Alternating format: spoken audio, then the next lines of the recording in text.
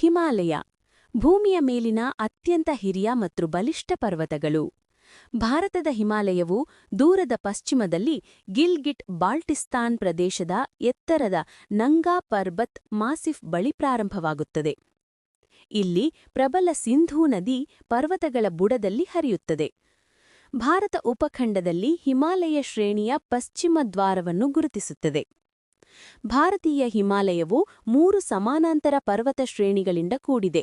ಮಹಾ ಹಿಮಾಲಯ ಅಥವಾ ಹಿಮಾದ್ರಿ ಅತಿ ಎತ್ತರದ ಶಿಖರಗಳು ಮತ್ತು ಶಾಶ್ವತ ಹಿಮಕ್ಷೇತ್ರಗಳಿಗೆ ನೆಲೆಯಾಗಿದೆ. ಸಣ್ಣ ಹಿಮಾಲಯ ಅಥವಾ ಹಿಮಾಚಲ ಕಾಡುಗಳು, ಕಣಿವೆಗಳು ಮತ್ತು ಮನಾಲಿ, ಶಿಮ್ಲಾ ಮತ್ತು ಮಸ್ಸೂರಿಯಂತಹ ಗಿರಿಧಾಮಗಳಿಂದ ಸಮೃದ್ಧವಾಗಿದೆ. ಮತ್ತು ಶಿವಾಲಿಕ್ ಶ್ರೇಣಿ ಬಯಲು ಪ್ರದೇಶದಿಂದ ನಿಧಾನವಾಗಿ ಏರುವ ಅತ್ಯಂತ ಕಿರಿಯ ತಪ್ಪಲಿನಲ್ಲಿದೆ. ನಾವು ಪೂರ್ವಕ್ಕೆ ಚಲಿಸುವಾಗ ಹಿಮಾಲಯವು ಅವುಗಳ ಅತ್ಯಂತ ನಾಟಕೀಯ ರಚನೆಗಳಲ್ಲಿ ಒಂದಾದ ಎತ್ತರದ ನಾಮ್ಚಾ ಬರುವ ಶಿಖರವನ್ನು ತಲುಪುತ್ತದೆ. ಇಲ್ಲಿ ಪರ್ವತಗಳು ತೀಕ್ಷ್ಣವಾದ ಬಾಗುವಿಕೆಯನ್ನು ಮಾಡುತ್ತವೆ. ವಿಶ್ವಪ್ರಸಿದ್ಧ ಪೂರ್ವ ಸಿಂಟ್ಯಾಕ್ಸಿಸ್ ಅನ್ನು ರೂಪಿಸುತ್ತವೆ. ಮಹಾಬ್ರಹ್ಮಪುತ್ರ ನದಿ ಈ ಪರ್ವತಗಳ ಮೂಲಕ ಹಾದು ಹೋಗುತ್ತದೆ. ಭೂಮಿಯ ಮೇಲಿನ ಆಳವಾದ ಕಮರಿಗಳಲ್ಲಿ ಒಂದನ್ನು ಸೃಷ್ಟಿಸುತ್ತದೆ.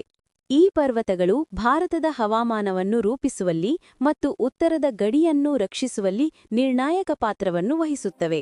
ಈ ಪರ್ವತಗಳು ಭಾರತದ ಜೀವನದಿಗಳಿಗೆ ಉಗಮಸ್ಥಾನವಾಗಿದ್ದು ಕೋಟ್ಯಾಂತರ ಜನರ ಜೀವನಾಡಿಯಾಗಿವೆ. ಈ ಪರ್ವತಗಳು ಭಾರತದ ಶಿರದ ಮೇಲಿರುವ ಕಿರೀಟದಂತೆ ದೇಶದ ಸಂಸ್ಕೃತಿ ಮತ್ತು ನಿಸರ್ಗವನ್ನು ಕಾಪಾಡುತ್ತಿವೆ. ಭಾರತೀಯ ಹಿಮಾಲಯವು ಸುಮಾರು 2500 ಕಿಲೋಮೀಟರ್ಗಳಷ್ಟು ವಿಸ್ತರಿಸಿದ್ದು ವಿಶ್ವದ ಶ್ರೇಷ್ಠ ಪರ್ವತ ವ್ಯವಸ್ಥೆಗಳಲ್ಲಿ ಒಂದಾಗಿದೆ.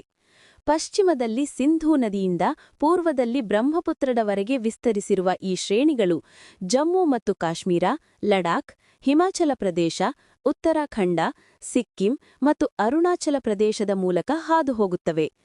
ಹಿಮಾಲಯವು 3 ಸಮಾನಾಂತರ ಶ್ರೇಣಿಗಳನ್ನು ಒಳಗೊಂಡಿದೆ: ಶಿವಾಲಿಕ್, ಸಣ್ಣ ಹಿಮಾಲಯ ಮತ್ತು ಎತ್ತರದ ಗ್ರೇಟರ್ ಹಿಮಾಲಯ. ಇದು ಭಾರತದ ಅತಿ ಎತ್ತರದ ಶಿಖರಗಳಾದ ಕಾಂಚನಜುಂಗ ಮತ್ತು ನಂದಾದೇವಿಗೆ ನೆಲೆಯಾಗಿದೆ. ಈ ಪ್ರದೇಶವು ಸಿಯಾಚಿನ್ ಮತ್ತು ಗಂಗೋತ್ರಿ ಸೇರಿದಂತೆ ವಿಶ್ವದ ಕೆಲವು ದೊಡ್ಡ ಹಿಮನದಿಗಳನ್ನು ಹೊಂದಿದೆ ಮತ್ತು ಗಂಗಾ, ಯಮುನಾ ಮತ್ತು ಬ್ರಹ್ಮಪುತ್ರದಂತಹ ಮುಖ್ಯ ನದಿಗಳ ಜನ್ಮಸ್ಥಾನವಾಗಿದೆ.